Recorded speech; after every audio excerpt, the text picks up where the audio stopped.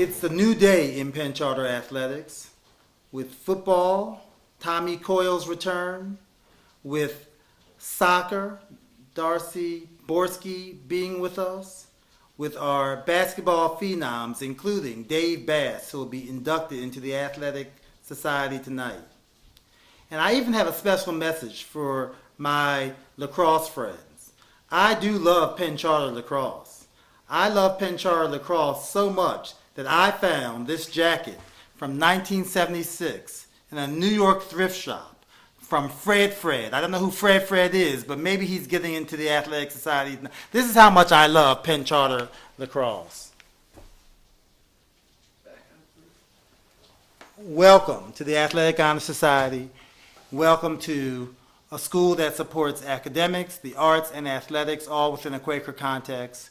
We want you to believe in Penn Charter Athletics. There's a new day here and a new day coming with Penn Charter Athletics. And by the way, beat GA. Bill was a very driven, dedicated guy who brought a lot of spirit to whatever game he played. His forte was football.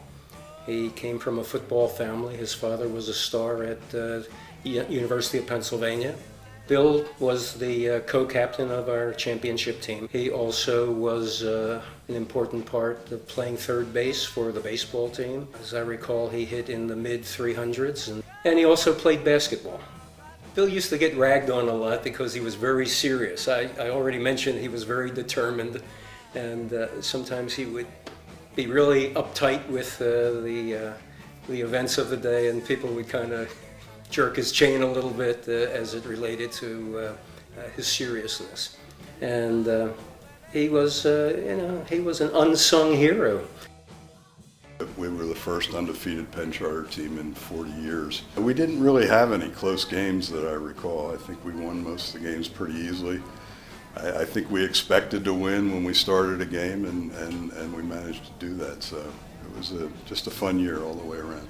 What sticks with me are the people I played with, but in particular the coaches. Most of all, Bob Levy, who was just like the GM, really made things go, and Ray Dooney was such a special guy. I think anybody that played on that team, their strong remembrance would be of Bob and Ray. Ray was clearly in charge of everything that happened, and he wasn't afraid to have us run a few laps here and there. We played a game in Atlantic City against Atlantic City High School, and on the way back after a win, a couple of our players decided to moon out the back of the bus, and when Ray Dooney found out about it the next day at practice, he said to us, "What if it was your mother in the car behind the bus? What if it was my mother in the car? Start running." And there we went for what seemed like an hour or two. Think of Mr. Brown and back to my playing days at Penn Charter. I played for him for 3 years, graduated in 1975, and in those 3 years, 10th, 11th, and 12th grade, we won 2 Interact championships. He taught me respect for the game. He taught me to play hard. He taught me to play fair. He taught me to win with dignity and to accept defeat with grace. And I did continue to play baseball. I played baseball in college for a couple years, and then I got involved in fast pitch softball, and then even got into coaching. So I used a lot of of the skills I picked up and that I learned from him. A couple funny stories. We went to Florida my 3 years baseball team, and we'd get back. He'd always say, get in there and everybody get 10 swings, and you were hoping that he wasn't paying attention, because if you didn't hit the ball squarely on the bat, your hands were numb by the time you were hit a couple balls. So we were always trying to sort of sneak out early from hitting practice and get out. And Mr. Brown always, I'd say, that's 10, and he'd say, "Night it, get back in there." That was only 6. So even though he didn't teach math, he could certainly count. Bob was my first starting catcher when I started my career coaching here at Penn Charter. He is a 3-year starter, tremendous athlete. He's also in football, tight end. I think he played also defensive end some. But in baseball, he's shown from the first day he was here as a catcher. He outstanding hitter, defensive catcher, outstanding every year that he was here. Captain, he had the privilege of catching one of the best pitchers we ever had here at Penn Charter, and Mark Gubazah, and they went on for, like I said, 2 championships in their 3 years here and 1 second place. Bob was the live wire of the team, I could say. He kept practices very live when we were here. Our first Florida trip, he was kind of like the guy who kept the team very loose. And went on from Penn Charter, had a very successful year at LaSalle, then had a good fortune of being drafted by the Atlanta Braves and spent 3 or 4 years in the Atlanta Braves system. We kept up a strong friendship over the last 30 years. Well, I'm David Bass. I'm a member of the 85-86 Interact Champion basketball team. And we were a great, close-knit team. Coach Bill Mashuda came in and really adapted the team to the style of play that we needed to play. We had great leadership in Marvin Dunmeyer, and we had a tough schedule. And we went through a tough schedule with only 2 losses. I think that we could have gone through the season undefeated, and I'm sure that all of my teammates would say the same. We went on to win the Interact Championship. We had 1 tough loss against Haverford School, and I'm sure we could definitely would win that game if we played them again. Playing with these guys really pushed me to become the best athlete I could be. It was hard for me because I actually could not play in the Interact games, so I was a bench member, and then I also was playing the JV because I transferred from another school. So it was exciting to see the team rally together and win the Interact Championship, and I still felt like, even though I wasn't on the court, I felt like I was part of the team. That really, in my eyes, put down the groundwork for several teams to follow of winning several Interact Championships. It's hard to believe it's been 21 years since our first girls varsity team. Catherine was on those teams. She was on the varsity hockey team, first time ever, lacrosse, and then she was on the swimming team, which was the first team her senior year that was just all girls. She was a leader before we had leaders here at Penn Charter. She basically was leading and didn't have anybody to follow. So she was one of what I would consider a pioneer of our athletic program for our girls. Like, the girls wore their kilts to school on game day.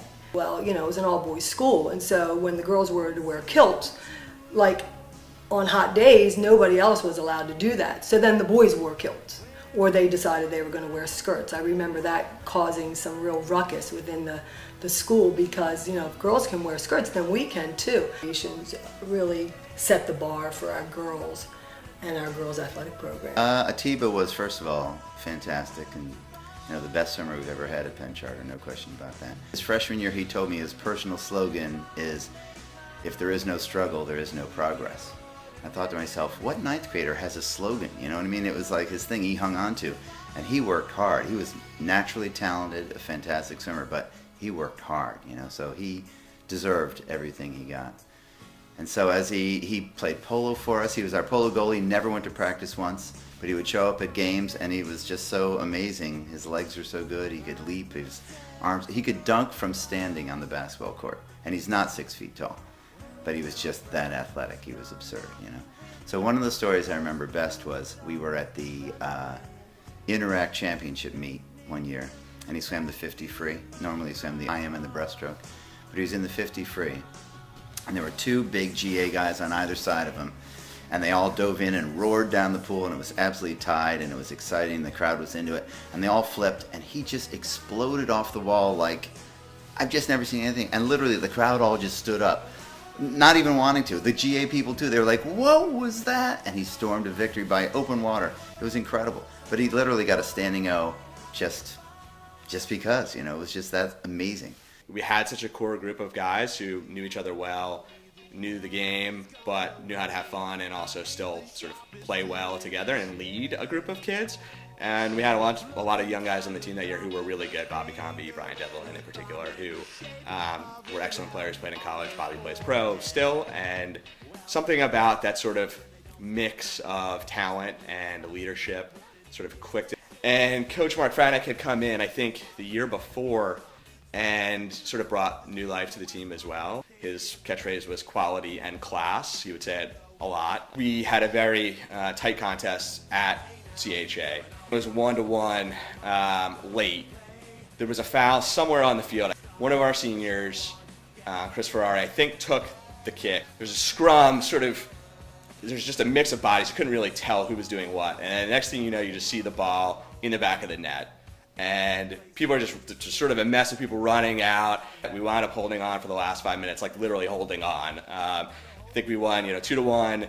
Huge away win for us. Chris Ferrari's right foot was dubbed the golden boot after that. And he honestly spray painted, I think, a soccer cleat gold after that and would walk around with it. So, 17, 18 years old, you knew you had fun, you knew you played well, and you look back on it when you're old and gray, as I am now at 33, and you think wow, that was actually a pretty special moment. Joe Larkin came in and was one of the first 8th graders to ever make the varsity team here as a baseball player. He came in, got into the starting rotation as an 8th grader, went on and just did it through more guts and talent as an 8th grader. He just went out and pitched and showed that he belonged at that level. I believe he ended up going 6-1 his freshman in 8th grade, and went on to have probably one of the most successful careers here at Penn Charter. I think he still holds probably the strikeout records for a career and wins for a career. He captain, I believe he was captain of the team his senior year, and went on to University of Alabama, pitched there for a year, and then transferred to University of Richmond. Joe had a tremendous fastball, had great control, and had a curveball that just fell off the plate. I'm the type of coach, when I hand you the ball, I don't want it back until the end of the game. And he was that kid for 5 years. Steph came to Penn Charter, I believe it was her 9th grade year, and she was a basketball player, and that was clearly her sport. She was a phenomenal basketball player. She went on to play basketball in college, but my mission was to put a lacrosse stick into her hands. I thought that she would be phenomenal, and it took some real convincing, but she decided to give it a shot, and as you can see, it's history. She went on to play basketball and lacrosse in college. She was an impact player for all the things that she did here at Penn Charter. She was a cross-country, basketball, and lacrosse athlete, three-sport athlete. Stephanie wasn't only part of one championship team her time here at Penn Charter, she was a member of 3 championship teams. And that experience is phenomenal in itself, just to have one, but to be on 3 is something to say about her, because she led those teams. She was an impact player on all those teams. Stephanie was quiet, but you put her on the playing field, she was an unbelievable competitor. She just became a different person on the playing field. She just would compete to the end. Aaron Greenfield, the Little Moose, his father's nickname, took on a little bit. Started as a freshman, was a 4-year starter while he was here. He had a very, very solid career while he was here. He became captain his senior year and had probably the most outstanding single season of any any player I've had here in his senior year. He probably batted close to 600. He threw out probably 70% of the runners that were trying to steal. He had led the team in home runs, probably led the league in home runs his senior year. Made all-city, all-area in baseball. He was all-city and all-area in football. Aaron just had a tremendous career while he was here at Penn Charter. Aaron was a very good all-around player. Ended up going to Penn State, playing up there for 4 years. And he just came back such a contributor in all areas for the team. I'd probably still tell stories about Henry. He was, in my first year of coaching, he was a junior. He's the only junior captain that I've had in my time here at Penn Charter, which is impressive. His work ethic is unmatched, in my years. And so he's the guy that, may not have been the fastest kid or the strongest kid or the biggest kid, but his work ethic pushed him over the top. He was a high school All-American. He certainly was 2-time All-League. Went on to Cornell, and I think that his teammates and his group at Cornell, really put their lacrosse program back on the map. His team as a senior here at Penn Charter, is one of my best teams that I've ever had. We end up losing in triple overtime in the state semifinals, and clearly we were one of the, one or two best teams in the state. And, so the loss is disappointing, but the fact that, we were there and that team was that good is, largely in part to him and his leadership. In that state semifinal game, Radnor comes roaring back, takes the lead, and we call a timeout maybe with 40 seconds left. But he basically, wills himself down the alley towards the goal and, with no angle and time running out, buries a shot that ties the game. He's just that kind of player. Kind of, if it needed to be done, he'd make it happen. And being teamed up with Coach Ballingy was the best. He's everything that defines Penn Charter. He's a great mentor, a great leader, and he's a great friend. Seeing the way his students, the parents, and his colleagues adore him is an eye-opener, to say the least. He started the girls cross country program from scratch, and now it's a team that people talk about. There isn't a practice that goes by without the girls asking if Mr. Ballingy's going to run with us. Honestly, there are no words that can express how awesome the guy is. He's been a runner for so many years that he knows the in and outs of the sport, and he just makes it like a realistic thing for the kids. Like, he tells them and he believes in them that they can do it, and they believe him because he's been a runner for years and he's out there running with the team. So Mr. Ballingy is very funny.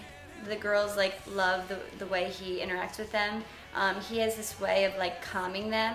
I'm probably the coach that makes the team nervous, giving them the pep-up talk. Then Ballingy comes in and says something that's kind of off radar that just makes them laugh and realize this cross-country race is not the end of the world. And that's why the team adores him as a coach.